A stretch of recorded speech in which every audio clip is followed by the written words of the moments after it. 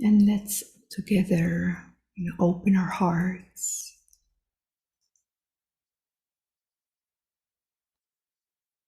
Open this heart to love and dropping the doership.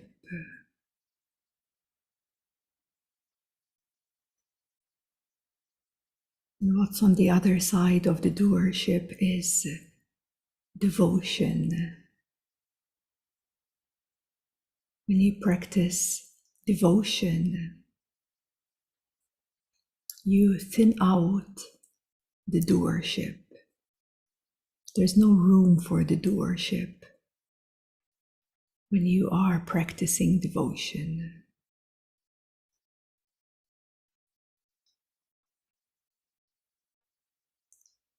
When you surrender, we're referring to surrendering the doership.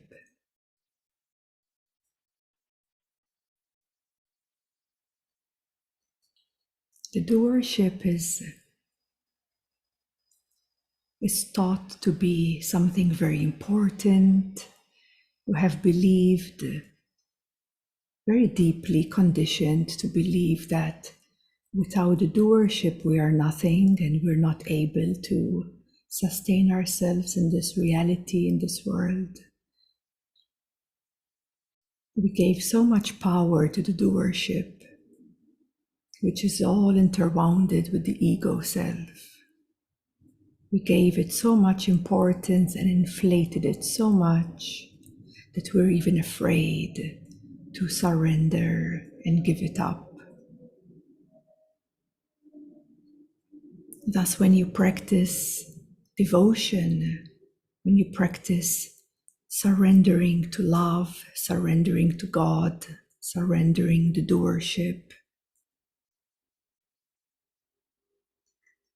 you will see what comes out through you, what appears through the expansion of your consciousness and love into infinity. So you've given your power, you yourself have given the power to the limitation of the doership. You've invested in the doership, and without it you feel unsafe.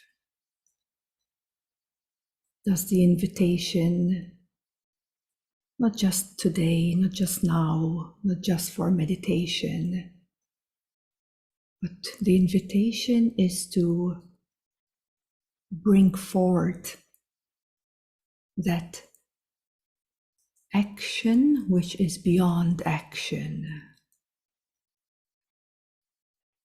of surrendering the doership and giving it all to love, to God within, to the divine.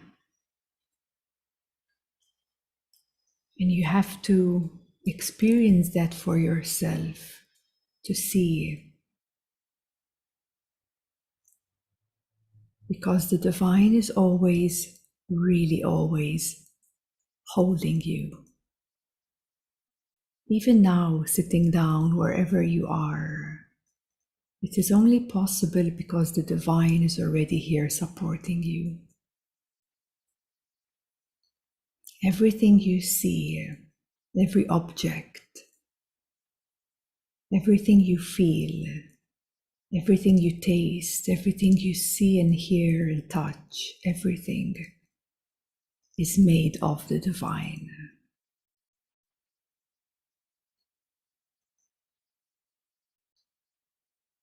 You can look at a flower or a tree and say, oh, that's a beautiful shape. It's a beautiful color. Okay, nature is beautiful. But what if you dig deeper into nature? What if you go so deep within that nature, into an atomic level, into the deep space and emptiness within the nature? what do you find? All you find is divine. So everything your five senses are giving you as an experience, even that too is here to remind you that the divine is here within everything and everyone, within the space and no space, within the time and no time, within the universe and beyond. The divine is everywhere. Thus it is within you, and thus it is for you to realize that.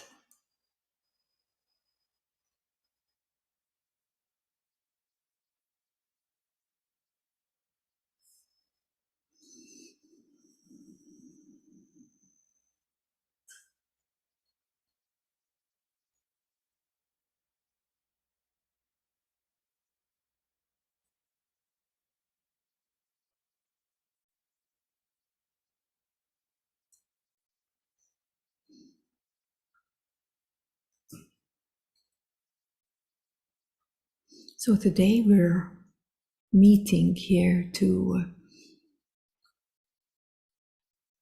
remind ourselves. That's why we meet, to remind each other of this divine existence, of this divine life, these divine beings, because we're definitely not going to hear that on the news, isn't it? It is here where we have to meet and remind ourselves of the nature of God and how God emits through everything and everyone. And so if there is some kind of forgetfulness or some ignorance in some way, we are simply here to remind each other of that which is in essence of everything.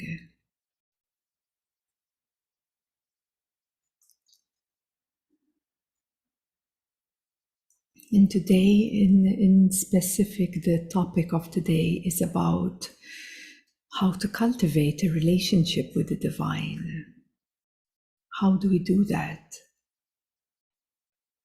How do we cultivate a relationship with ourselves ultimately? This is what we're ultimately saying. How can we cultivate a relationship with the divine, which is of pure love, which is unconditional? In cultivating a relationship with the divine, it's not just about sitting down and meditating. Of course, that's the way we open ourselves to align ourselves with deeper truths of consciousness. But it's not enough to just sit down and meditate. It's how are you bringing forward this service to God or Source within you in the world? Because the world is the divine, isn't it? The whole universe is the divine. So how are you cultivating your relationship with God, Source, divine in you, around you? So we come to see that the divine is full of love. But full of love is not a love that it's total and complete. A love that it's incomplete. And why is it incomplete? Because love has no boundaries. Love can't ever be complete. Love has no boundaries. Love is infinite. It's infinite because it emits out from Source itself, from God itself. So it is not bounded by any limitations. Thus, love is incomplete. Love is open. Love is infinite. We can't ever complete love. We can't put it in a box of any kind. Love is open, and love needs somewhere to pour into or upon, isn't it? Love needs to be shared, to grow. You can sit in meditation and experience love, yes. That is true, it is possible. It's available for everyone. But it's not enough. It's not enough to just sit in love.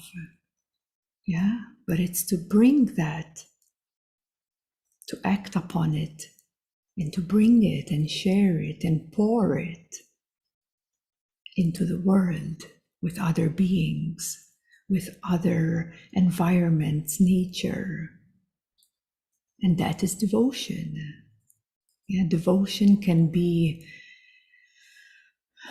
or in the deepest sense, there is no inside or outside, but as a way of communicating, and for some to understand better, we can communicate in this way too.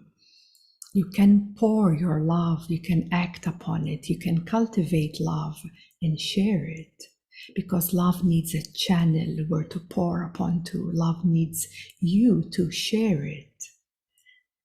In ultimate way, God wants you to share that love. And how are we actually doing that?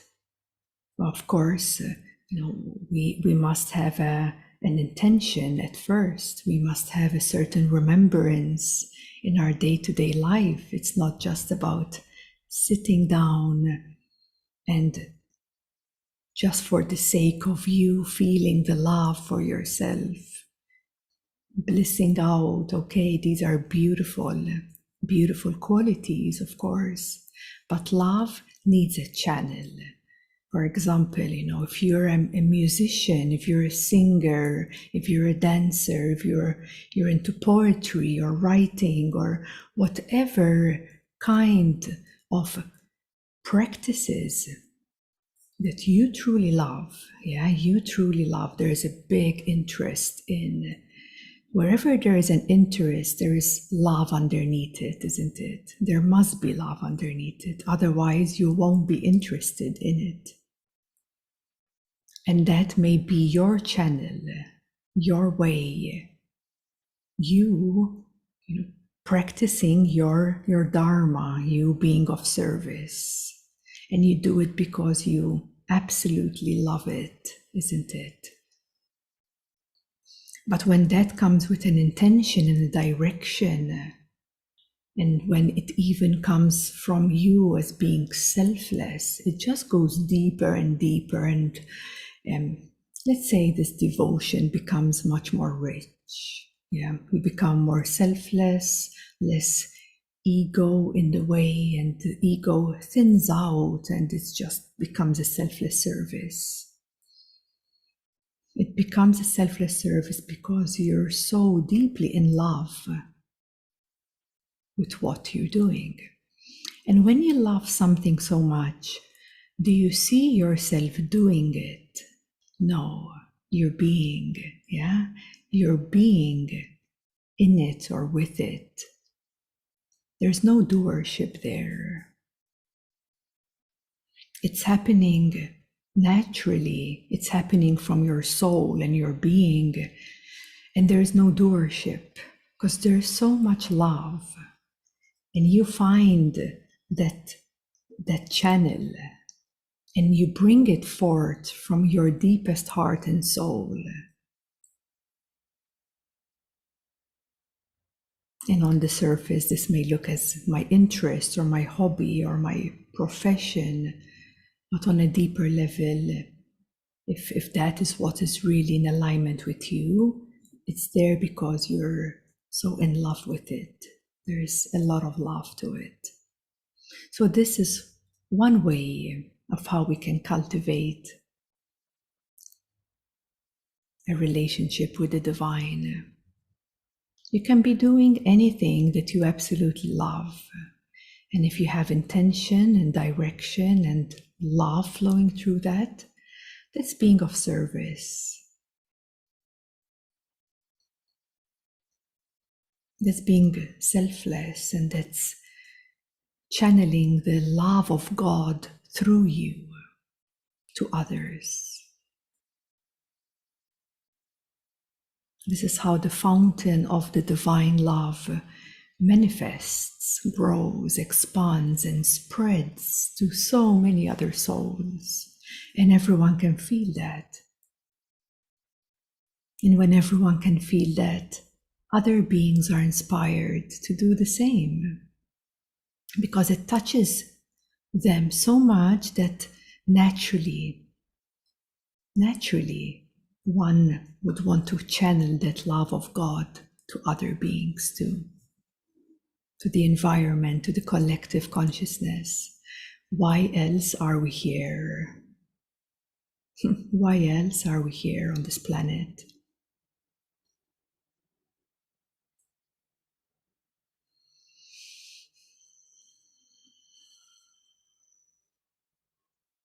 So it's so important that you're truly honest with yourself, and you're really creating, and you're really following your true love.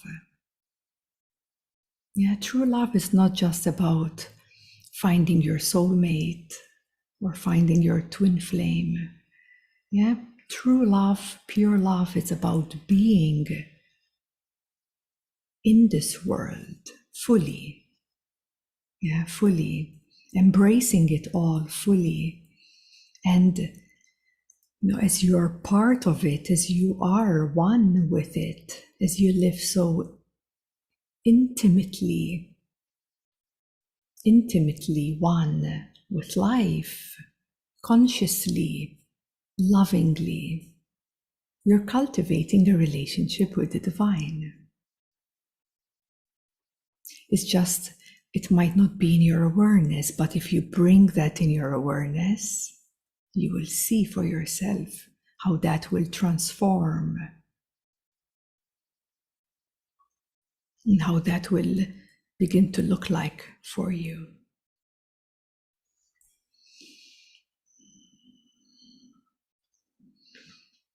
So also this love, this divine love, it has a lot of qualities that we can engage with, get to know more, give importance to, more than we give importance to the limited ego self. Yeah, so giving more importance, giving more value to that which is unlimited, infinite. Yeah, that which brings you closer to soul and spirit in you. Yeah, why would you want to invest and give your power and value that which brings you further away from yourself? It doesn't make sense, isn't it? So you want to unfamiliarize, from those maybe unhealthy patterns or unhealthy beliefs. Yeah, or maybe you can stop familiarizing from this ego self, and you start giving the power to the infinite in you, to the love in you, to the divine in you.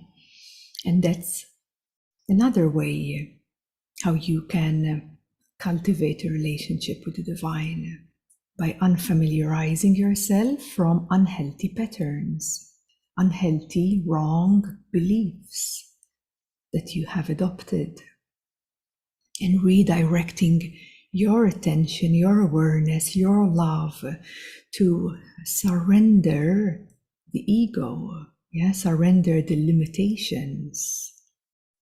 That's what surrender is. It's not surrendering yourself by just giving up on life. It's not that kind of surrender.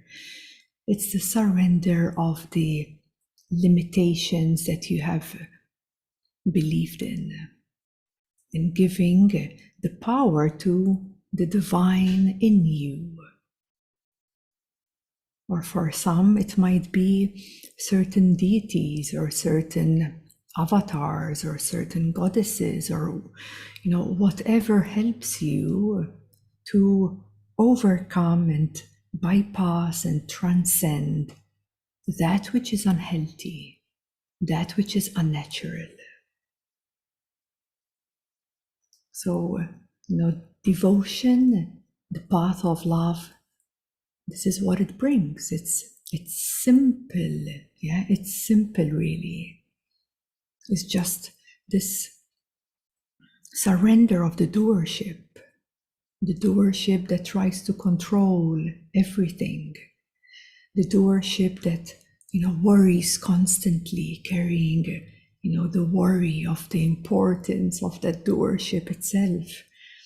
But once you start really trusting the divine, trusting the unknown, maybe for some of you might be more a practice that you can incorporate, trusting the unknown.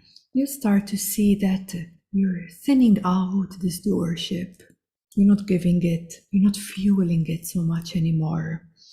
And the surrender that happens throughout every moment in your life, giving the power to divine, which is so much bigger than any adopted unhealthy limitation, which actually brings you so far away than from who you really are.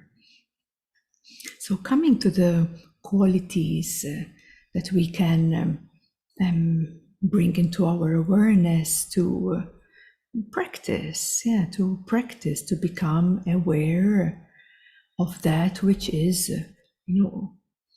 has a worthy value that you can cultivate. So one of the greatest quality of divine love is actually appreciation, honor, and gratitude. And they're not just words, we have heard gratitude. We can be, grateful for a moment. Thank you. I really appreciate you. But I'm stretching that, stretching that out to bring that quality in, recognize it in you, and start to recognize it and honor it in another. Many people, still suffer of not accepting who they are. Many people still have a lot of destructive patterns. Yeah, many people still have a lot of, patterns of self-sabotage.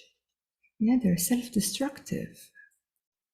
They might not be manifesting physically, but there might be in the head, in the mind, very destructive thoughts. Yeah, very unhealthy, unloving thoughts about yourselves or others. So the way to transcend that is to cultivate honoring one another and seeing the divine in each other. But to see the divine in one another, you have to first start to recognize the qualities of the divine, the honoring, the appreciation, the beauty, the intelligence.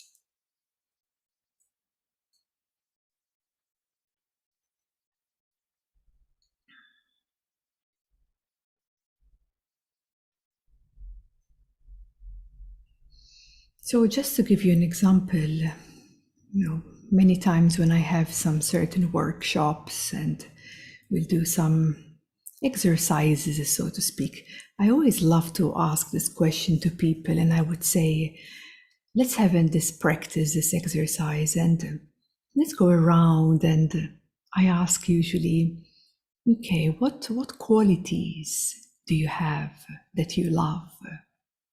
Yeah, what divine qualities or what qualities you have that you really appreciate in you? And many times people just get shocked. They find it so difficult to find some beauty, some appreciation. Find it really difficult to find these divine expressions inside.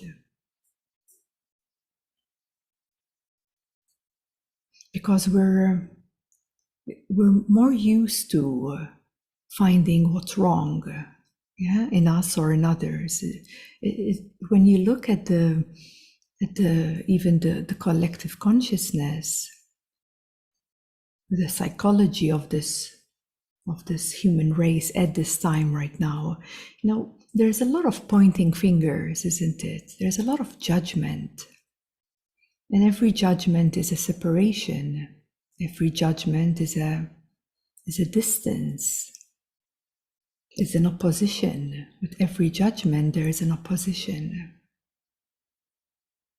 And that's easy to judge another. That's easy to see the wrong in the other.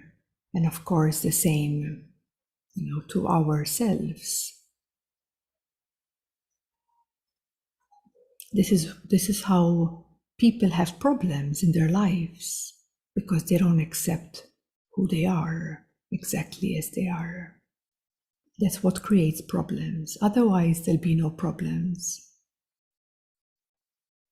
If one can truly surrender the problems, what remains is divine consciousness. So people find it hard to start valuing. I'm not saying valuing the ego self here, because this too, can be twisted. This is a selfless valuing, a selfless recognition of divine creation in you.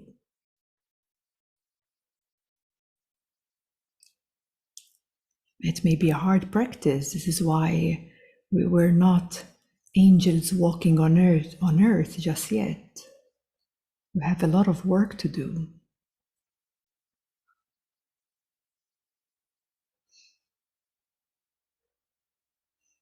To give you an example, sometimes we might see a person and we say, I love this person, I love this somebody, this person, because he or she is so kind, and he or she is so caring, and he or she is so peaceful and is so joyous, isn't it? So you pinpoint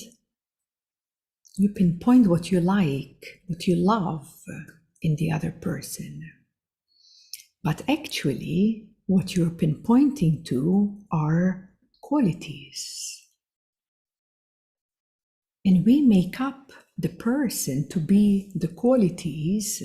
That's what we can look at and maybe familiarize with.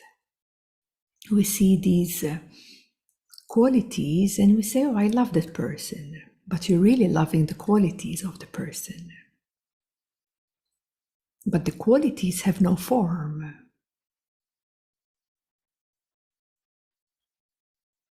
So you may be in love or liking someone because of the qualities that are emitting through their consciousness.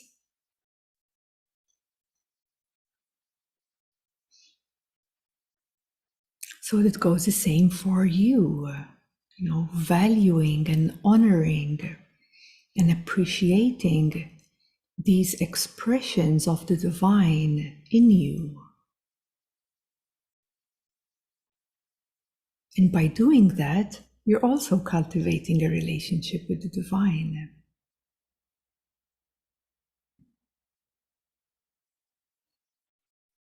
And it's not, I'm not speaking here once again to make it clear, I'm not speaking to inflate the ego self in any way to feel good, or this is not the conversation we are having right now.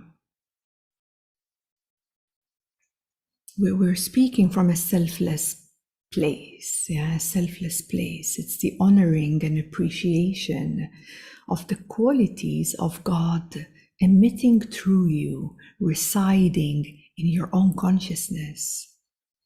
Why wouldn't you want to cultivate that? Just like when you love somebody, whether a friend or a partner or a lover, when you love somebody, you do anything to make that person happy, to please the person, to help in any way. You do anything you can.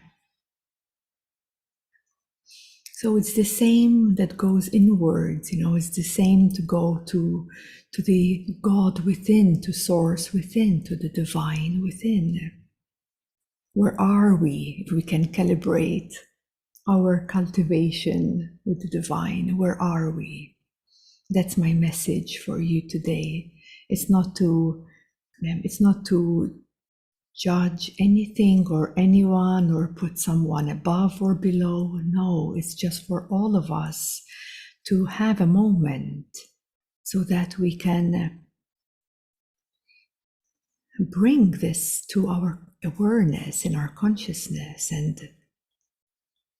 and cultivate this beautiful relationship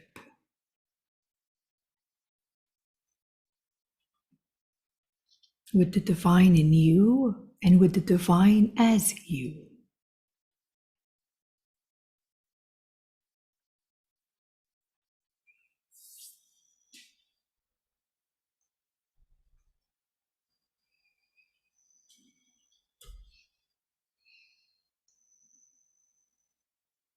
So what I'm also sharing with you, the mind is too small to grasp on the qualities, yes, on the expressions of the divine. Yeah, they must come from a deeper place. Let's say from your heart, let's say from your soul. There must be authenticity. There must be authenticity and a deep appreciation, a deep honoring.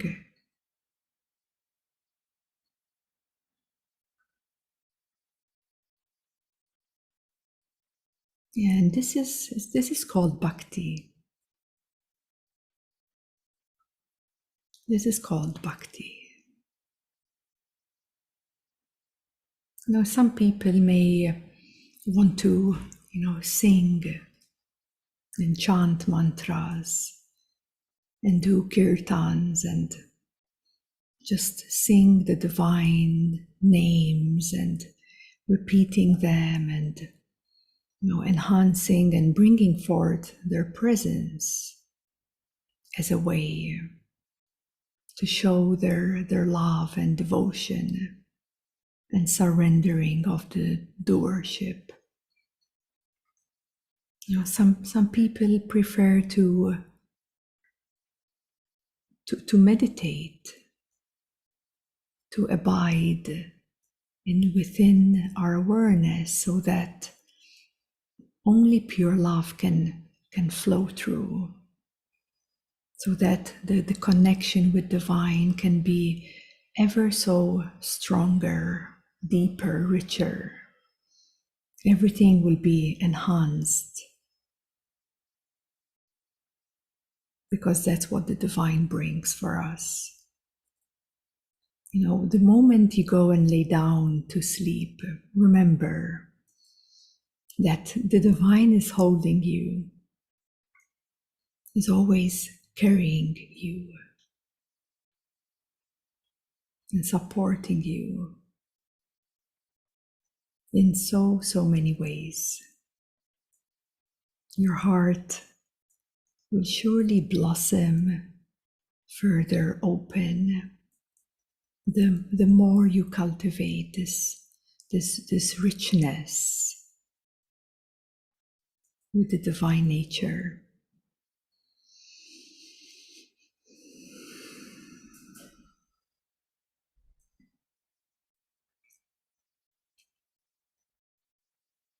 But we can be forgetful because these qualities are unseen.